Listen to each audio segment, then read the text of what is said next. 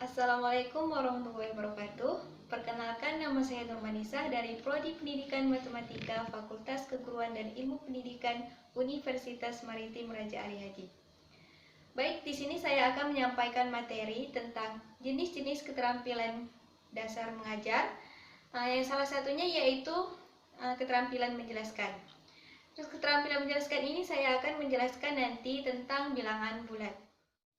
Oke, dalam keterampilan menjelaskan itu ada 5 poin. Yang pertama yaitu menyampaikan informasi, di mana menyampaikan informasi secara sederhana itu adalah kita memberitahu ke peserta didik.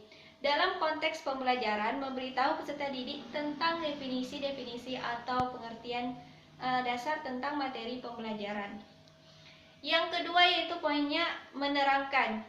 Pada tahap ini guru menguraikan istilah-istilah asing yang belum dikenal oleh peserta didik. Poin yang ketiga yaitu menjelaskan, di mana langkah menjelaskan ini adalah langkah inti dalam penjelasan. Yang dimaksud di sini adalah untuk menunjukkan mengapa, bagaimana, dan untuk apa. Pola penjelasan ini berupaya untuk membuktikan bahwa hubungan antara dua hal atau lebih yang saling mempengaruhi, bahkan menunjukkan sebab akibat. Yang keempat yaitu pemberian contoh, di mana pemberian contoh ini untuk meyakinkan pemahaman peserta didik terhadap materi yang telah dijelaskan dan berikan contoh yang konkret secara nyata. Yang kelima yaitu latihan, di mana latihan ini adalah langkah terakhir dalam penjelasan untuk kita mengetahui sampai di mana kemampuan peserta didik. Oke. Tadi kan saya sudah menjelaskan mengenai materi keterampilan dalam menjelaskan yang terdiri dari 5 poin. Yang pertama yaitu menyampaikan informasi, yang kedua menerangkan, yang ketiga yaitu menjelaskan, yang keempat pemberian contoh, yang kelima pemberian latihan.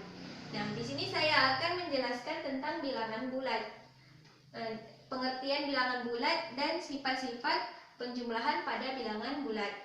Nah, ada yang tahu apa itu bilangan bulat? Oke, ya tahu. Bilangan bulat sendiri merupakan himpunan dari bilangan cacah, bilangan asli, bilangan prima, bilangan komposit, bilangan nol, bilangan bulat negatif dan positif, bilangan ganjil dan genap. Oke.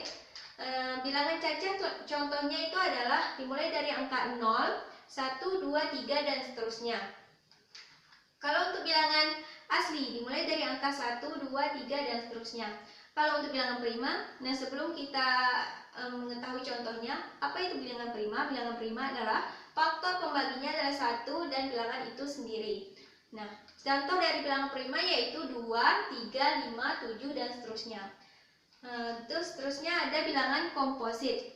Bilangan komposit itu adalah bilangan bilangan asli yang lebih dari 1 dan yang bukan merupakan bilangan prima. Dan contohnya yaitu 4, 6, 8, 9, 10, 12 dan seterusnya. Oke. Untuk bilangan bulat genap dan untuk bilangan bulat positif dan negatif, kita bayangkan dengan sumbu X, di mana di tengah-tengahnya ada angka 0. Di sini saya berikan tanda di sebelah kiri ini ada min, negatif, negatif, negatif, di sini positif. Nah, kalau untuk bilangan bulat negatif di sini ada contohnya min 1, min 2, min 3 dan seterusnya. Kalau untuk bilangan bulat positif di sini ada positif 1, 2, 3 dan seterusnya. Oke. Kalau untuk bilangan genap yang seperti kita ketahui contohnya yaitu 2, 4, 6, 8 dan seterusnya. Kalau untuk ganjil 1, 3, 5, 7 dan seterusnya. Oke, kita masuk ke selanjutnya yaitu sifat-sifat penjumlahan pada bilangan bulat. Dia ada 5 sifat. Yang pertama yaitu sifat tertutup, di mana sifat tertutup ini maksudnya adalah untuk setiap penjumlahan bilangan bulat akan selalu dihasilkan bilangan bulat pula.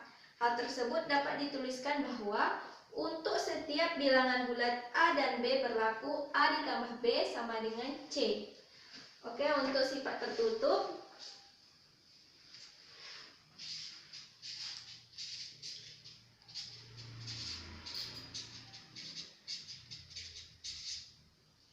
berlaku bahwa A ditambah B sama dengan C. Nah, di sini kita lihat ya, A ditambah B sama dengan C, itu bilangan bulat. Dengan C merupakan bilangan bulat. Nah, untuk lebih jelas lagi kita perhatikan contohnya. Misalnya di sini saya mempunyai contoh min 9. Contohnya min 9 ditambah 12. Itu hasilnya 3. Nah, ini diibaratkan A, ini B, dan ini C.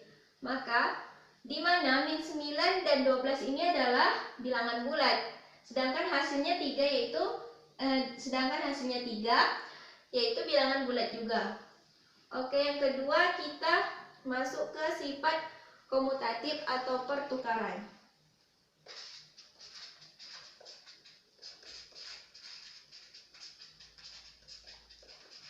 Nah, apa sih yang dimaksud dengan sifat komutatif itu?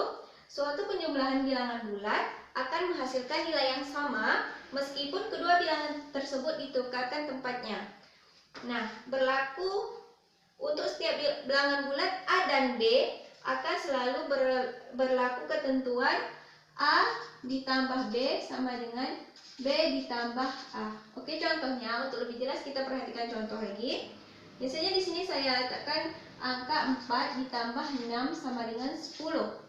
Oke, dimana kita balikkan jadi 6 ditambah 4 sama dengan 10 dan hasilnya sama. Itu yang dinamakan sifat komutatif.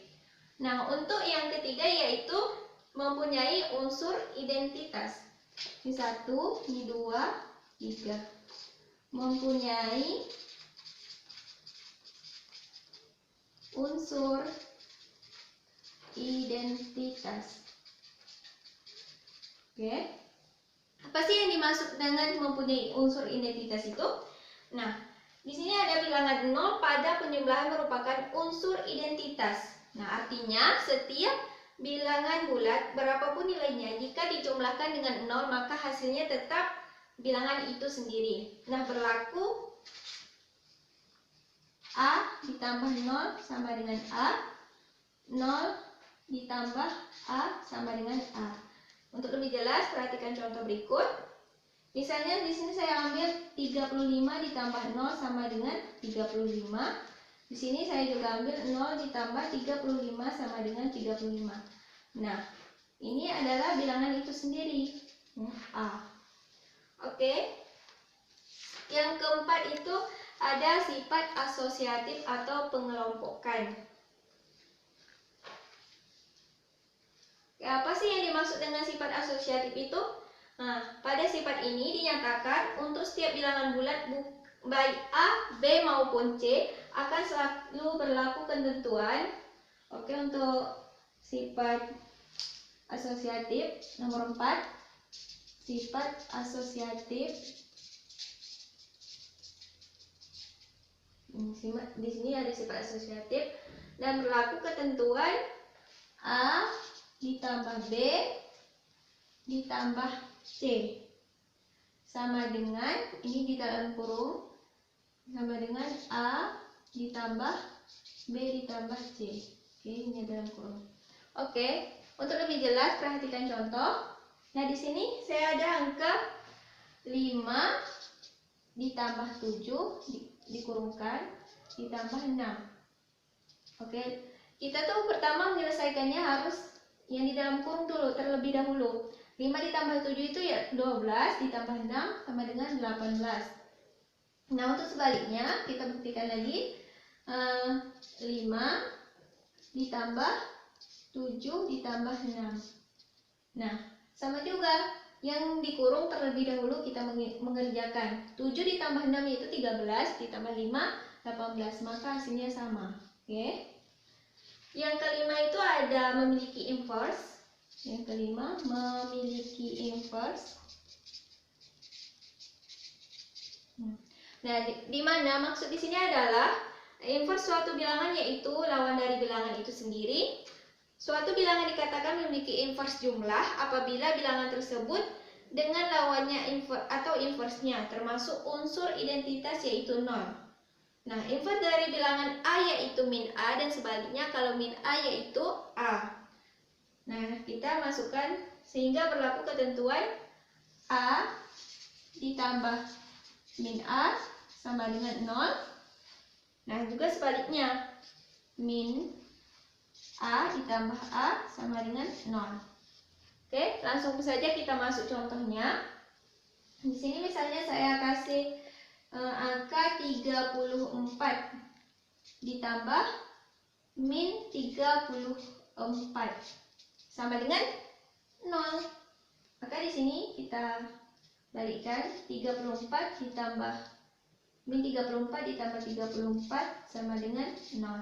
Maka hasilnya tetap sama. Di sini jadinya memiliki inverse. Oke. Untuk yang terakhir, saya akan memberikan latihan kepada peserta didik untuk mengetahui sampai di mana pemahaman peserta didik tersebut. Sekian penjelasan dari saya. Jika ada salah tutur kata, saya mohon maaf. Saya akhiri dengan wassalamualaikum warahmatullahi wabarakatuh.